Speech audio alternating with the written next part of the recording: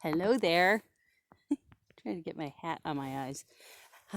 I am here to give your weekly writing prompt from, yes, once again, the woods. Look at this beauty around me. I had to film in this spot. It feels like this magical winter wonderland.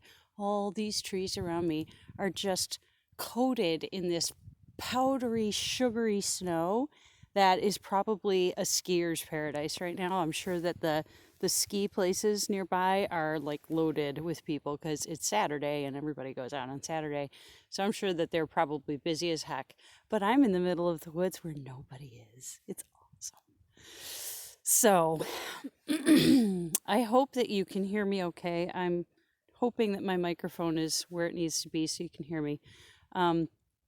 I am so excited about this last week's prompt. I hope that it was a experience of exciting things because it was for me. I don't know about you, but inviting prosperity was super powerful. And it's not something I've ever tried before because, so many of us, we get stuck in these mindsets about money and what it means and how it's the root of all evil. And I don't really believe that anymore. I used to, but I don't really feel that way now.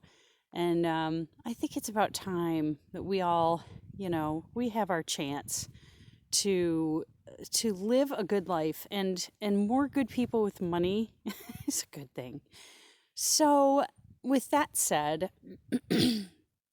and of course prosperity isn't just about money either. It's also, the abundance of, look at around me. This is abundance right here.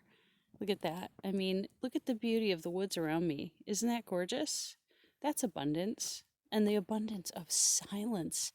And look at the snow falling. Can you see that? Can you see the snow falling? I don't know if you can see it on the camera. It's just magical right now. That's abundance in its way.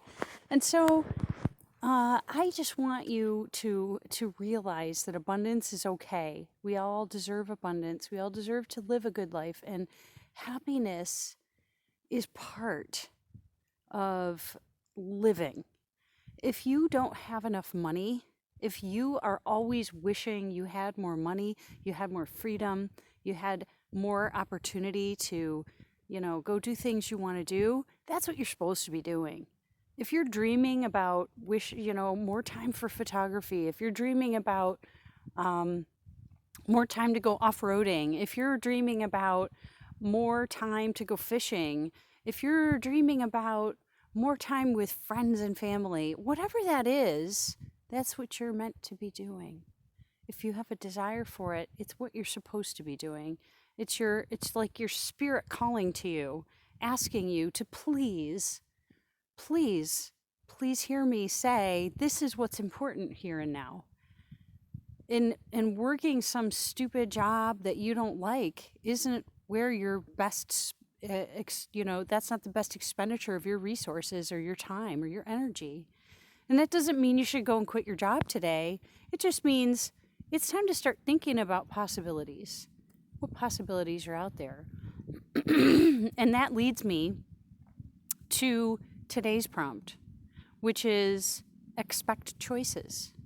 Because when you start thinking about prosperity and you start realizing that there are options, then you start to have that expectation that there are other choices for you, that you have choices about who you spend your time with. You have choices about what you do with your energy outside of work, like maybe getting up earlier. I know a lot of people hate to hear that. And I used to be that person. I used to be you. If you're a person who really likes to sleep in, I used to be you.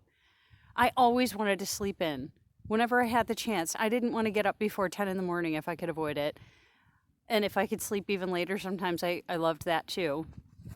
But I think I need to turn my camera around a little bit. You might hear my my snowshoes because they're making noise in here. But I want you to sit, because I'm feeling like the snow is falling this way, so I'll let it hit my face instead of the camera. So anyway, when you are in that that mode of feeling like your options are shut to you, there are always options, like getting up earlier in order to fit in the things that you want to do for yourself. And I really feel like that is something that changed my life immensely. Making the decision to get up way before I had to be anywhere, and doing the things that I knew were important to me, then I started having a completely different day. A lot of successful people do it. And that's all I did was study what successful people do. People who make a lot of money, people who are making really big impacts in the world in a positive way. I started looking at what are they doing? How do they live their lives? And so many of them say, I get up early and I do what I want to do before I have to be anywhere. So I started doing that. I get up at 5 or 6 o'clock every single morning. I know, early.